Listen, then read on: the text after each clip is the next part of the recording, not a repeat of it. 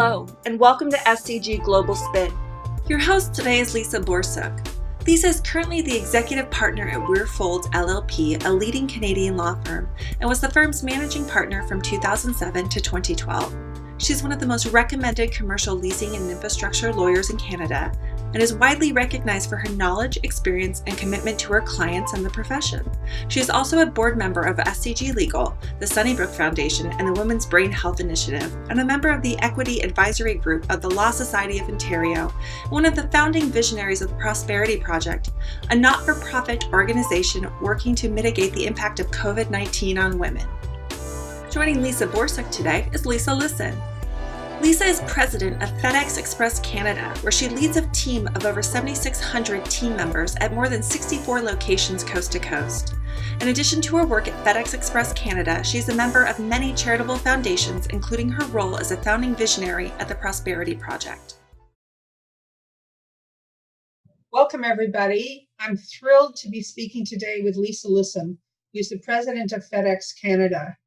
And to start the conversation, I thought I'd start with a question that I'm pretty much asking everybody in these extraordinary circumstances, which is, how are you holding up in all of this? I know that you've got a big family and you've got a big job.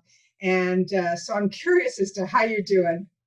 Well, I appreciate that. And first of all, thanks for having me. I think it's wonderful that you have this network together, because I'm such a firm believer in surrounding ourselves with people, places, and things that inspire us, that can help us lift us up. And this is a perfect example, this network you've created, and I'm just thrilled and honored to be a part of it. I guarantee you, when all of us started 2020, none of us had on our list of things to worry about is a global pandemic. I mean, my goodness, I never saw this one coming. And like everyone else, it's really turned our lives upside down for sure, both personally and both professionally. Yeah. For me, I'm here filming this at our head office here in Mississauga at FedEx, but I've got the majority of the people here have been working from home. I'm a single mom. I'm also a widow. So I've got 4 kids plus my daughter's boyfriend, all at my house, plus 5 dogs. So I'm very grateful that I can still come into work every day. This is kind of my quiet time, so I can sit and focus and make sure I take care of my people. I think probably the weirdest thing for me, first of all, number one is spending so much time on PPE and educating our employees on, how to make sure, wash your hands frequently, maintain social distancing, because my job is to make sure our employees and our customers are safe, and also making sure our employees practice this outside of the work environment. And when I go home to the 5 kids, going it over again to make sure. So this has to remain top of mind with us. We don't let it slip. And I think that's probably why we're starting to see right now this second wave emerging. So that's really changed everyone's lives. And I think for me personally, I would say I would travel so much, 3 weeks a month, and to not get on a plane and to not travel, it's quite odd to not. So I come to work and I go home now like a normal person every day. I'm not traveling at all. And that's been a real shift, but also too, I will say that's one of the silver linings in this pandemic is I get to be home with my kids every night and have dinner with them. And I'm telling every person that I'm speaking to, I mentor a lot of women, is that during this pandemic, we have to focus on the silver linings. So for me, being home with my kids at night, also too, my kids have never gotten along better. They've really bonded. This has brought them together. So we have to look for those silver linings. And I think more families have also really bonded and connected.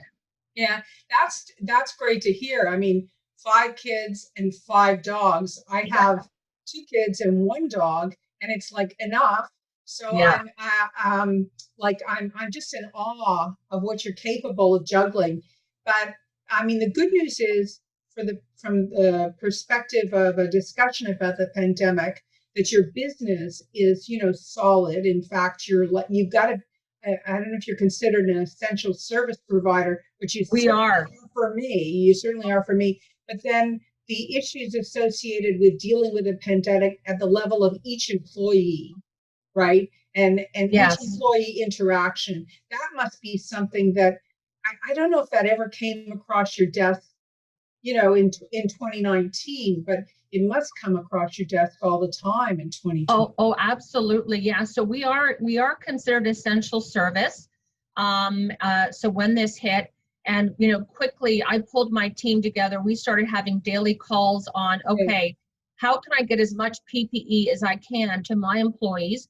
But Mhm. also too, we were also moving a lot of PPE for hospitals and for governments around the world. So we really assembled a Of task force. course. We were on the phones Yeah. every single day managing this volume and making sure we could get the products where they needed to be, because for companies like myself or businesses that are essential service, we have to make sure that we protect our employees, and that our employees, and also we protect our customers, to make sure that we keep everybody safe. And I think for anyone that's essential service, our number one job really is to make sure that people can do their work in the safest possible way. Yeah. And that we just dove right into that right out of the gate, trying to source whatever we could to keep everyone safe. That is our number one goal. It's interesting. We've had a motto at FedEx well before this pandemic, and it actually goes back to when our founder, Fred Smith, who's our chairman, his line is always been safety above all. And now that line means more than ever, but he created that as a model before when he started this company. Yeah. And it's now more than ever. It's safety above all, above your strategy, above anything. Yeah. Number one should be safety above all for your employees. And that certainly resonates now more than ever. More than ever. And I guess the other part about it that must be hard is that it just seems to be going on and on. And and you can see from the second wave that it's kind of natural for us to let our defenses go down a little bit. And so at a corporate level, I mean, to reinforce that every single day must be, you have to be pretty determined. Like, Absolutely. I would say one of the things that's also changed is that I've always been in very close contact with my employees. I do quarterly all manager calls. We do town hall station visits 3 or 4 times a year. So we've had a lot of good communication. All companies need to have really good communication with not only their employees, but also with their customers. But I would say we ramped that up to the next level. So I was sending out sometimes daily, if not weekly, email reminders about their safety is the most important thing ever, and to make sure they're following all the right protocols. And we're still doing it now because, as your point, I think people are just getting a little tired of staying in their yeah, bubble. And we know Labor Day, people ventured out a bit, and people were predicting a second wave after Labor Day. And so, right now we're just telling everyone we're not going to get through this unless we hunker down and try and fight this thing with everything we have. And that just is what I'm constantly reminding my staff. Please stay within your bubble and follow the rules that are being put out by the health advisors. They know best. yeah. I don't know how come you don't look totally exhausted, because I would be totally exhausted. Lisa, you and I have talked before about this. You have one of the most incredible stories um, about how it is that you got to be in this extraordinary position. And I just can't have I really, I'm sorry if you've told the story before, you don't want to tell it, but I really feel like all women who are listening to this need to know your story. Oh, well, thank you for that. And I am happy to share it, because I always just say, when I share my story, if I Yeah. can just help one person who's struggling right now to know that there is light at the end of a dark tunnel, that does my heart good. And so my story, just very quickly, is I met my high school sweetheart in grade 9. People used to call us peanut butter and jelly. And, for someone that's my age to stay with someone since grade 9 it's kind of unheard of. We did it all through high school, and we went to different universities. And soon after we got married. And but during that time when we were getting married, I lost my father at 47 to brain cancer. And then a couple years later, he lost his mother to the same type of brain cancer. And less than 1% of the population gets brain cancer. So right at a young age, we really started to figure out how to strengthen our resilient muscle and get through this. But we did, and we started working on our way through our career. I applied at FedEx right out of university. To me, what I always wanted to look for is a company that had a very good culture. I'm sure you've heard this saying before, but Yeah. your culture will eat your strategy for breakfast, and you need to nurture your culture just as much. And what is a culture? Your culture is your company vibe at work. It's the vibe that people can expect when they show up, but it's also the vibe you give off, or the shadow you cast about. So FedEx has always been about being approachable, being kind, servant leadership. So I actually picked FedEx and said, I want to work for this company because I read so much about their culture and how our founder put culture at the top, and how you treat people at the end of the day is what matters most. So I got a job at FedEx and worked my way up entry level. I've actually been at FedEx for 28 years. And 28 years. But when I was a vice president, going back about 13 years ago, and I was having kids along the way. As I mentioned, I've got 4+1 kids at home with me right now, but I was having kids every 2 years, 3 girls and a boy, because I truly believe that as women who want a career, that we can have a career and also have a family. 4 kids is what I did, and you can find a way to manage that. One should not have to come at the expense of another, and I mentor a lot of women about that. But I was actually 38. My husband and I just came home from being up north, and our kids, our daughters were 9, 7, 5, and my son was 3.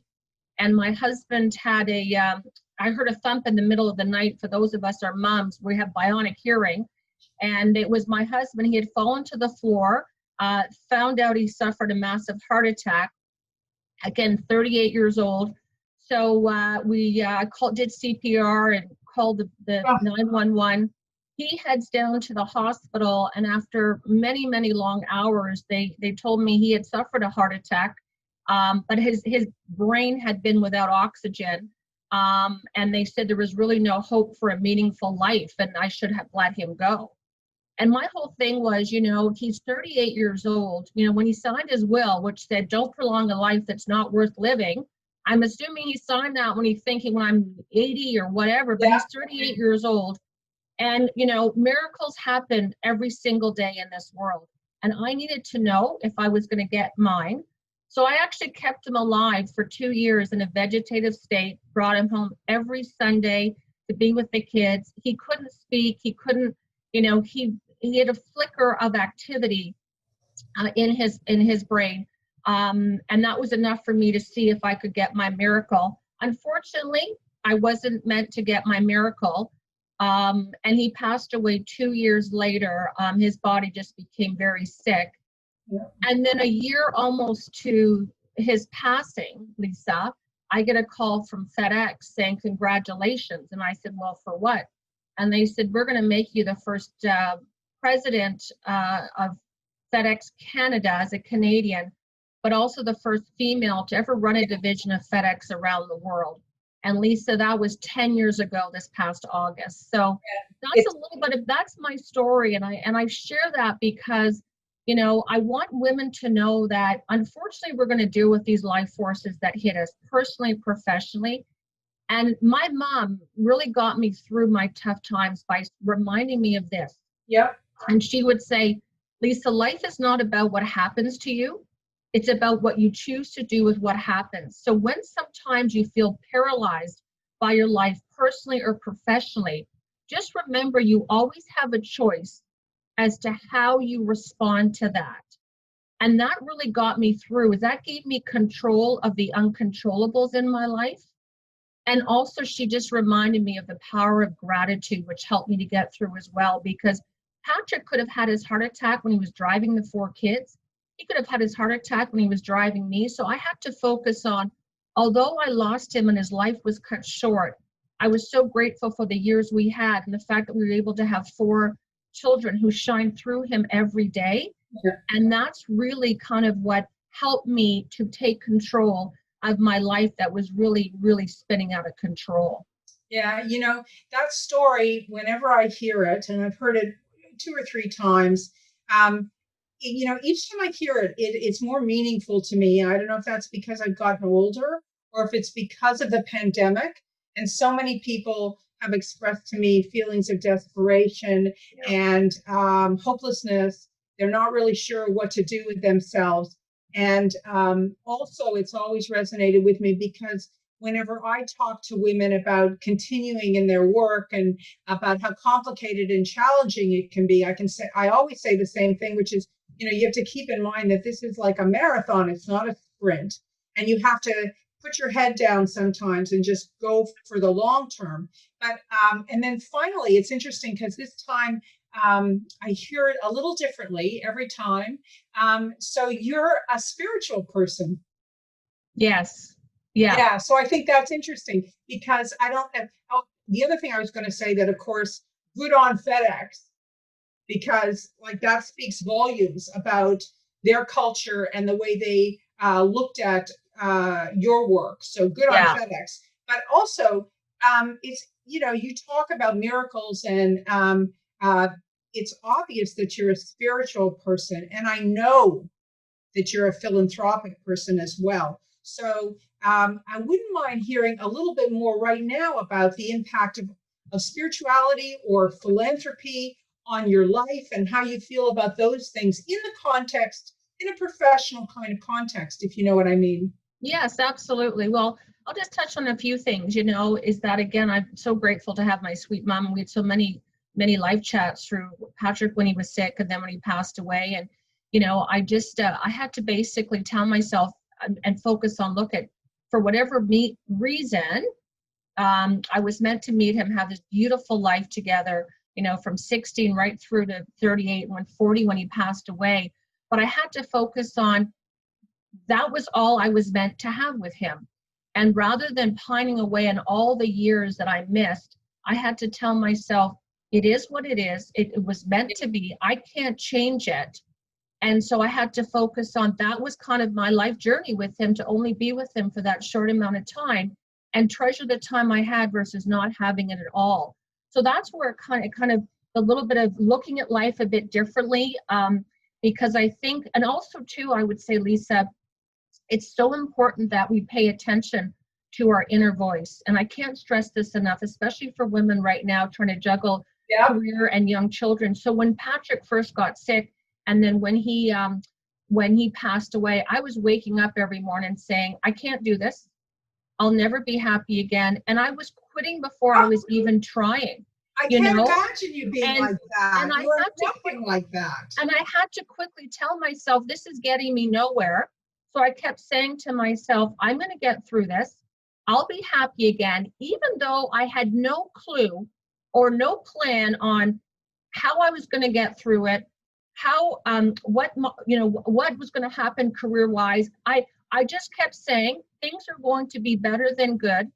And I was telling myself that every single morning when I got out of bed, and I started to believe it, even though I didn't have a plan, because I'm a firm believer in that we attract what we think.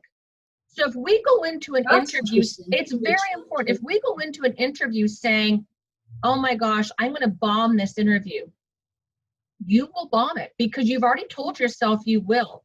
So we attract what we think, we believe what we think. And it's okay to be positive on outcomes when you don't have a plan. Just keep pressing forward. I think the other thing I'll add on this, Lisa, and I'll talk to the philanthropic side, is that I also started realizing this. I started to realize it was so important to live our lives in 24-hour increments. And here's what I mean by that. What I started doing after Patrick passed away is I was always kind of living in the past, like remember this, remember that. And I was losing precious moments with my kids. So I started telling myself, I'm not looking back because I'm not going that way. I'm only going to look back for any life lessons I can take. So I had to turn this tragedy into, what are the life lessons this has taught me going through this with him that I can apply to my life right now and I can use to teach my children? And then if I wasn't living in the past, and all of a sudden then I was always worrying about the future. Like Jack was 3 and I was like, who's going to take him to hockey? I mean, my goodness, he didn't start playing till he was 8, but I was worrying about the future of things that I had no need to do. So I really started training my mind to live in these 24-hour increments because this is what we can control right in front of us. And nobody on this planet, Lisa, no one on this call today, nobody on this planet, none of us know what tomorrow brings. We share a lot of things in common as human beings, and one of them is none of us know what tomorrow brings. So I learned to not waste each day that I get when my eyes open, because so many people's eyes don't open each day, to make sure I made the most of this life, because this life is such a gift. And those are the things that I taught myself to help me get through it. And I share those so openly because no matter what life force you're dealing with, no matter how big or small, it comes down to our thoughts, our attitude, and really living with gratitude and realizing how precious this life is. And I see it every day. Well, I'm on the board of Sick Kids, and before the pandemic, we would have meetings at the hospital. And I always tell people, you think you're having a bad day? Come spend a day with me walking the halls of Sick Kids, where we have kids that are there that never can leave up until they're 18, and then they've got to go into their hospital because they're that sick. So I joined the board of Sick Kids about 10 years ago because for me, I have a lot of kids, but I just wanted to find a way to give back and to help. So I'm on the board on the foundation side, and I'm very passionate about children and healthcare. And Sick Kids does a lot on mental health with children, which I'm saying even right now in this pandemic, although we talked about how it's impacting everyone, it's really impacting these kids not being able to see their friends and interact in a way that they could. So being a part of Sick Kids is a huge part of who I am, and I'm very grateful to have the opportunity to be on their board. And that concludes part 1. Please continue on to part 2.